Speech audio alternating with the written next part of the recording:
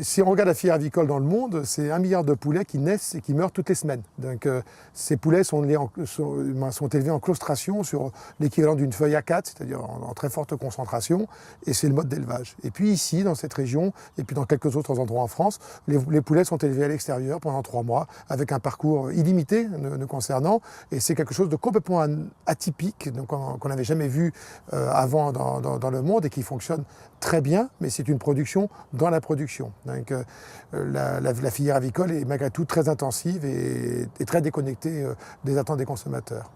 En fait, les consommateurs attendent plutôt que les volailles soient élevées à l'extérieur, dans des grandes prairies, un petit peu comme dans les livres d'enfants. C'est pas ce qui se passe, sauf un peu chez nous, où on l'a fait depuis 1958. Et donc, ce mode d'élevage est complètement en phase avec ce que recherchent les consommateurs. Mais pour qu'il soit vraiment en phase, c'est pas tout de dire que les poulets sortent à l'extérieur, mais il faut que les poulets soient vraiment dehors. Et il faut faciliter leur sortie, il faut créer des abris, parce que les volailles aiment bien se mettre à l'abri des prédateurs potentiels qui viennent, pour la plupart d'entre eux, du ciel pour les poulets. Ils ont bien tort parce qu'ils viennent aussi des renards aussi, il y en a beaucoup de renards dans la région. Mais voilà, il faut que le biotope des animaux et des volailles finalement soit totalement adapté. Loué a été créé en 1958 et dès 1978, les plantations d'arbres sont devenues obligatoires pour les éleveurs sur leur parcours, avec d'abord la volonté d'intégrer le bâtiment dans le paysage et de faciliter la sortie des volailles, en utilisant d'ailleurs des végétaux à l'époque qui n'étaient pas automatiquement les bons végétaux, puisqu'on peut utiliser de béton vert à l'époque, un peu de laurier, des choses comme ça qui finalement prenaient très bien, mais qui faisaient l'usage sans faire le bon usage. Et par la suite, on a progressivement, entre autres avec l'aide de la Chambre et avec un technicien spécialisé chez nous, Philippe Delay, on a progressivement mis en place des plantations qui étaient beaucoup plus adaptées finalement au terrain et aux différents territoires sur lesquels on est installé. Dans les questions qui sont toujours posées par les consommateurs et les choses qu'on mesure aujourd'hui, il y a les questions énergétiques qui sont des questions extrêmement importantes. Comment aller vers davantage d'autonomie énergétique? Donc on y répond nous avec le photovoltaïque, les éoliennes qu'on va installer et on va arriver à l'autonomie énergétique. Mais quand on parle des arbres et des haies, il y a aussi probablement une ressource formidable pour pouvoir là aussi utiliser ces arbres et ces haies et pour en faire aussi de l'énergie. Mais il y a aussi toutes les questions qui sont sur le bon usage du parcours, la bonne répartition des effluents sur le parcours, faire en sorte que les volailles, à un moment donné, enrichissent leur milieu et vivent bien dans leur milieu. Il y a aussi d'autres enjeux qu'on connaît parfaitement bien déjà sur la sélection des races, puisque les races des poulets de Loué sont des races anciennes, qui sont tout à fait exceptionnelles. Le milliard de poulets qui est élevé tous les ans dans le monde est élevé à partir de 2 fois 10 000 grands-parents qui sont aux États-Unis et en Allemagne. C'est un truc monstrueux. Donc à Loué, on a 17 races différentes qui font les poulets de Loué. Donc la biodiversité, c'est quelque chose de très important. Et la biodiversité qui peut être générée aussi par la bonne gestion des espaces, des parcours, des arbres et des haies sur les parcours, va être quelque chose d'extrêmement important pour le futur, et pas uniquement pour les oiseaux, mais pour tous les insectes et tout ce qu'on peut trouver autour dans les parcours. On sait qu'on a dépassé les 1700 km de haies là maintenant. Je crois qu'on doit être à plus de 185 000 arbres de plantés. Je me trompe peut-être, et Philippe vous le confirmera. On a un peu de mal à compter tout parce que finalement, ils s'en plantent au départ autour de l'exploitation et autour des parcours. Puis il y a beaucoup d'éleveurs qui se sont repris à replanter ailleurs. Et donc il y a de plus en plus d'arbres et de haies autour de l'exploitation agricole et non plus autour des poulaillers uniquement. Et donc mes éleveurs disent souvent, et ils ont raison de le dire, qu'ils ont aujourd'hui planté beaucoup plus d'arbres et de haies que la génération d'avant avait arraché au moment des remembrements. Et donc aujourd'hui, le paysage a retrouvé son aspect de bocage et on repère les élevages de volailles de Loué. Quand on s'en approche, on voit très rapidement tous ces arbres et ces haies qui se sont installés. Donc c'est des quantités énormes et c'est pas fini.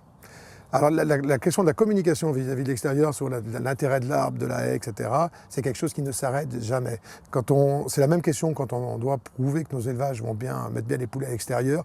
En permanence, il faut le répéter, il faut répéter toujours les mêmes messages. On a un sentiment d'ailleurs de ne pas faire évoluer le discours. En fait, il n'y a pas à le faire évoluer. Il faut en changer la forme tout le temps. Il faut continuer à rappeler tout le temps les mêmes choses, des choses très basiques. Un arbre, une haie a une importance considérable par rapport à la gestion du carbone, a une importance considérable par rapport à la biodiversité.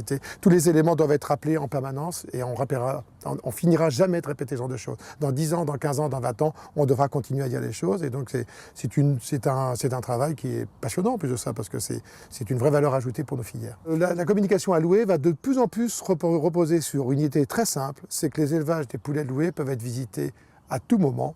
Tous les élevages de Loué peuvent être visités à tout moment.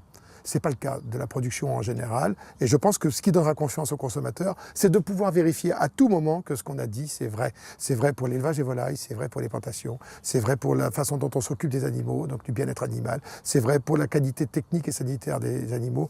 Les élevages doivent pouvoir être visités tout le temps. Aujourd'hui, il faut dire la vérité. Il n'y a que ça qui compte. Donc forcément, ça pousse bien.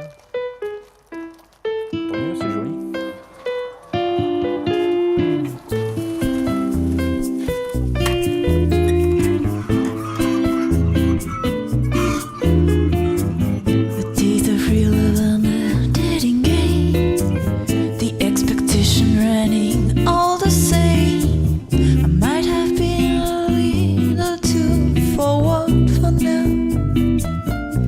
À l'évidence, hein, donc les relations avec les chercheurs doivent exister.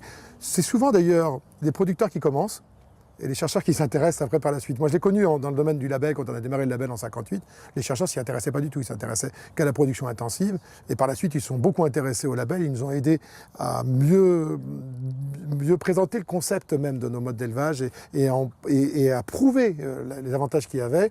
Avec les chercheurs on a encore beaucoup à faire justement pour continuer à prouver que ce qu'on avait fait d'instinct finalement, parce que planter des arbres, planter des haies, toutes les générations l'ont fait. C'est qu'il y a eu une période où ça ne s'est plus fait, on a arraché trop, on a fait beaucoup de bêtises, on s'est remis à planter, on a refait ce que faisaient nos arrière-grands-parents. Si nos grands-parents ont fait des erreurs, la génération actuelle refait les choses que nos arrière-grands-parents faisaient, et on a besoin évidemment de la recherche pour pouvoir prouver que tout ce qu'on fait a du sens, et puis essayer de le faire encore mieux pour rajouter un sens complémentaire.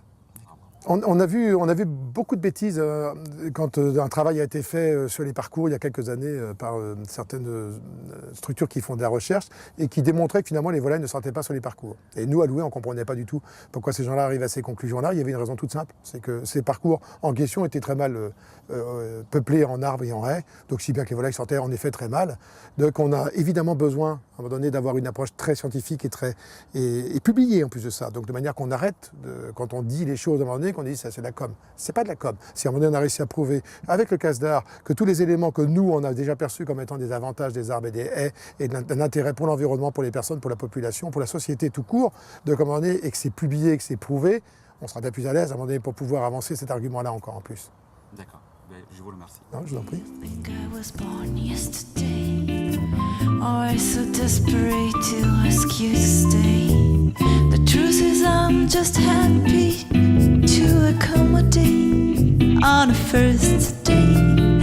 The fun is in the chasing and fun is what I'm having. For you it's so fun. Hot springs and Coca-Cola.